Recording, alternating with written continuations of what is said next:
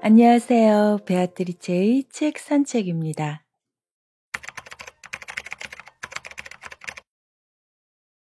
유난히도 일교차가 심하긴 하지만 걷기에는 최적의 날씨입니다.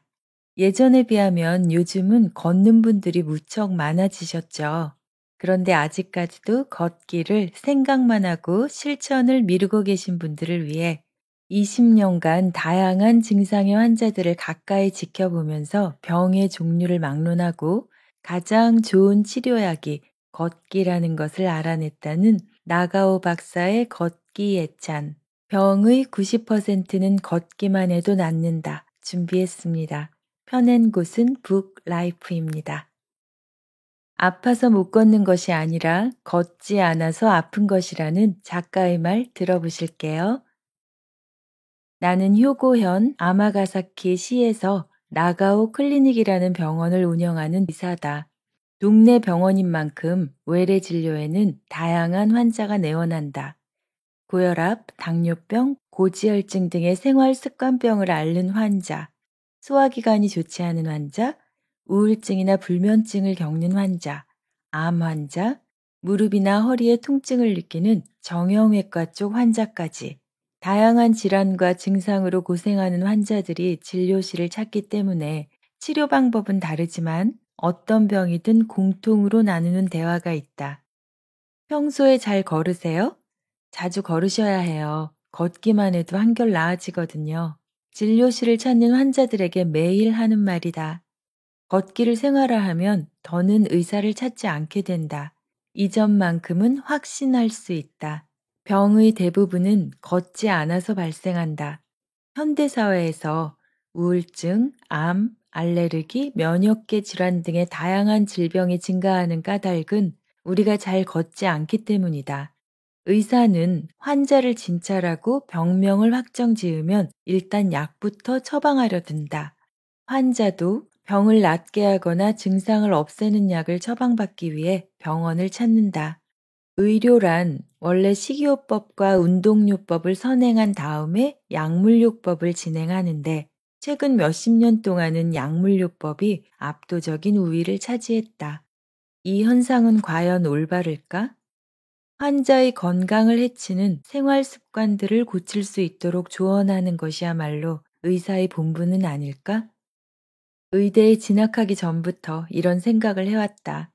그래서 더욱 약에 기대지 않는 의사가 되겠다고 결심했고, 개업 초기에는 약은 3종류 이하로만 처방합니다. 라고 적은 종이를 진료실 벽에 붙여둘 정도였다. 하지만 다른 병원의 소개를 받아 내원하는 환자가 늘어나면서 그럴 수도 없게 되었다. 환자가 가져온 소견서를 보면 10종류 이상 되는 약을 복용 중일 때도 있기 때문이다. 그 많은 약을 갑자기 중단할 수는 없었다. 복용량이 너무 급격히 변하면 도리어 위험이 따르므로 아주 조금씩 줄여야 했다. 그러는 사이 약은 3종류 이하라는 원칙도 지킬 수 없게 되었다. 걷기에 관한 책을 쓰고자 마음먹은 까닭은 누구나 걷기가 몸에 좋다는 사실을 알면서도 너무나 당연한 나머지 오히려 등한시하기 때문이다. 아울러 약 지상주의를 재점검하고 싶은 마음도 있었다. 텔레비전의 건강정보 프로그램에서 소개한 먹거리를 끼니마다 식탁에 올리거나 종아리를 마사지하면 혈액순환이 좋아진다는 말을 듣고 매일 종아리를 주무르는 사람이라도 걷고 계세요? 하고 물어보면 아니요, 시간이 없어서요. 라고 대답하기 일쑤다. 걷기가 건강에 좋다는 사실을 알면서도 실천하지 않는 사람이 많은 이유는 걷기가 얼마나 중요한지 모르기 때문일 것이다. 막연히 좋다고는 하지만 걸어서 병이 낫는다고는 믿지 않는 것이다. 걸으면 걸을수록 질병은 완치된다. 걸으면 근육과 뼈가 튼튼해지면서 나이가 들어 무릎이 쑤시거나 허리가 결리는 증상을 줄일 수가 있다. 치매도 걷기로 예방할 수 있으며 증상이 발현되더라도 걸으면 호전된다. 2명 중 1명이 걸려 국민병이라고 불리는 암 역시 걷기로 예방하고 치료도 할 수 있다. 기관지 천식이나 명역계 질환뿐 아니라 편두통으로 대표되는 뇌과민성 역시 걷기가 특효약이다. 불면증이나 우울증 또한 정신과 치료약을 먹지 않아도 걷기로 다스릴 수 있다. 병의 90%는 걷기만 해도 낫는다는 제목에는 지난 20여 년간 외래 환자를 진찰하는 동네 의사로서의 경험과 진심이 담겨 있다. 일부 질환을 제외하면 걷기는 병원에서 매일 진료하고 접하는 병의 대부분을 치료하고 예방하는 데 가장 중요한 열쇠다. 걷기에는 정말 장점밖에 없어서 농담을 섞어 말하자면 걷기 때문에 난처해지는 사람은 의사뿐이다. 건강해지면 지금만큼 의사를 찾을 필요가 없기 때문이다. 모두가 걷기를 실천해 환자가 감소하고 자립해서 생활할 수 있는 노인이 많아지면 의료와 간병에 쏟는 사회적 비용을 줄일 수 있다. 최근 고령층이 증가하며 의료비와 간병비가 심각한 사회적 문제로 대두되고 있지만 모두가 걸으면 이러한 부담은 절반으로 줄어들 것이다. 다만 건강 제일주의 인생은 재미가 없다. 건강이 중요하다는 사실은 두말하면 잔소리지만 나는 아무리 의사라도 건강만을 위해 살고 싶지는 않다. 맛있는 음식도 먹고 싶고 때로는 과음을 하는 날도 있다. 무엇을 위해 사는가? 뭐니 뭐니 해도 나날이 즐겁고 행복하기 위해서가 아닐까? 그런 의미에서 고행하듯 걷기를 추천하려는 생각은 결코 없다. 환자에게 걷기를 권하면 힘들어서 싫다고 고개를 흔들곤 하는데 걷기는 결코 괴롭지 않다. 걸으면 행복 호르몬인 세로토닌이 왕성하게 분비된다. 그래서 걷기는 행복 그 자체이자 누구든 간단하게 행복해지는 지름길이다. 네, 이 책에는 왜 걷기만 해도 행복해지고 운명이 변화되는가 라는 큰 맥락의 의미뿐만이 아니라 각종 병세나 증세에 따라 걷기가 왜 필요한지에 대해 의학적으로도 잘 설명이 되어 있습니다. 책 내용 일부 읽어드릴게요. 걸으면 머리가 좋아지는 2가지 이유. 뇌 기능이 떨어지는 가장 큰 원인은 뇌에 도달하는 산소를 받아들이는 양이 줄기 때문이다.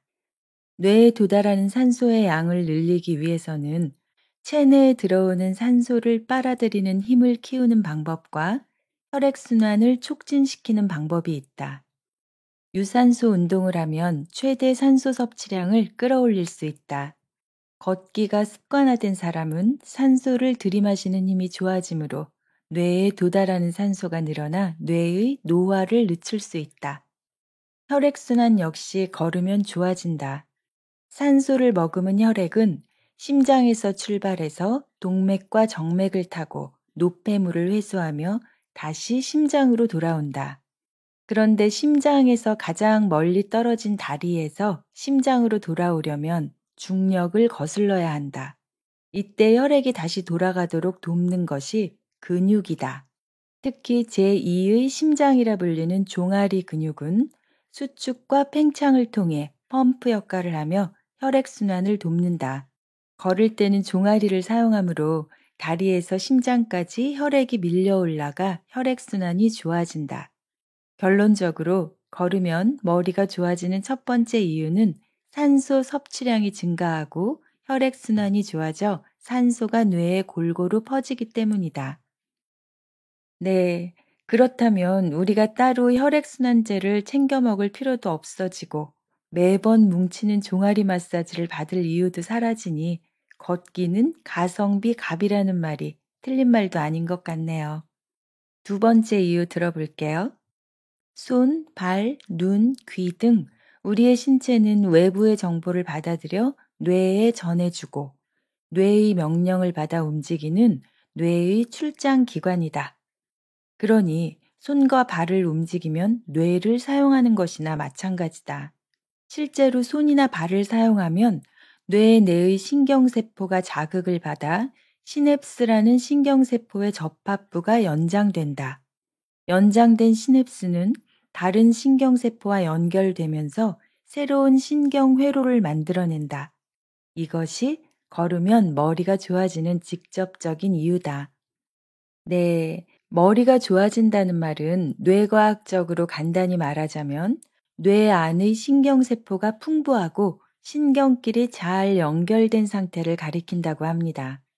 이렇게 만들어진 신경회로는 나이가 들면서 파괴되기 시작하지만 재생할 수도 있다고 하네요.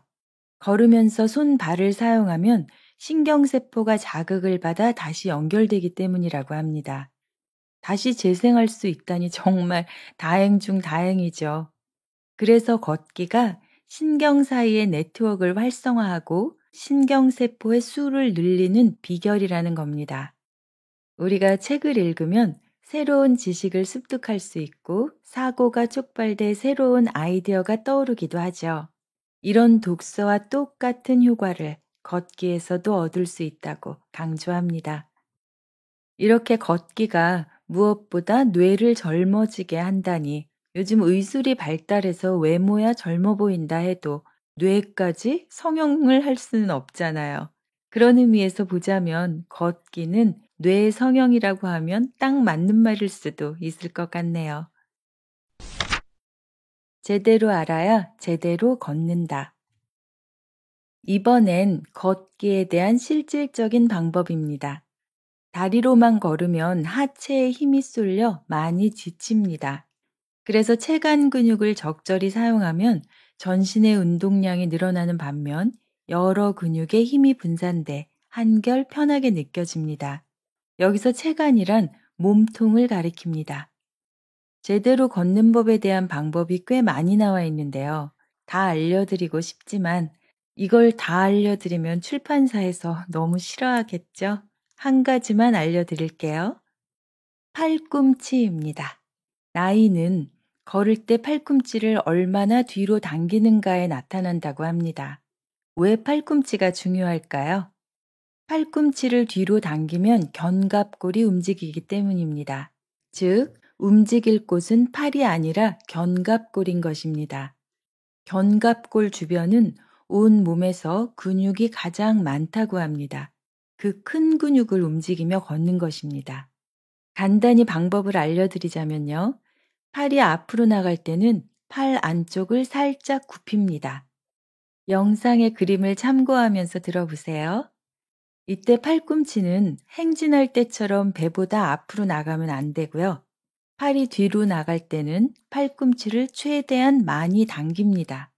팔보다 팔꿈치를 뒤로 당긴다고 생각하시면 이해가 쉽겠네요. 팔꿈치가 뒤로 가는 것이 불편하시다면 견갑골이 경직되어 있는 것입니다. 그런 분들은 더더욱 일상 속에서 실행해 보시길 권합니다. 그리고 걸을 때 재미있는 치매 예방법 하나 더 알려드릴게요. 계산하며 걷기입니다. 아이치현에 위치한 국립장수의료연구센터의 연구 결과인데요. 매일 1시간 동안 걸으면서 50에서 3씩 뺄셈을 하며 걸었더니 뇌에 쌓이기 시작했던 베타 아밀로이드가 사라졌다고 합니다. 계산하며 걷기 외에도 끝말잇기 등 여러 방법들이 있는데요. 제가 어제 저녁 때 친구랑 산책을 하면서 끝말잇기를 하며 걸어봤어요. 단순한 끝말잇기가 아니라 이런 거예요. 병원에 가면 의사가 있고, 그럼 친구가 병원에 가면 의사가 있고, 중환자실이 있고, 그럼 제가 또 병원에 가면 의사가 있고, 중환자실이 있고, 환자가 있고, 이런 식으로 교대로 처음부터 되풀이하는 끝말잇기였는데요. 7개를 못 넘기더라고요. 3번을 해서 제가 3번 다 졌습니다.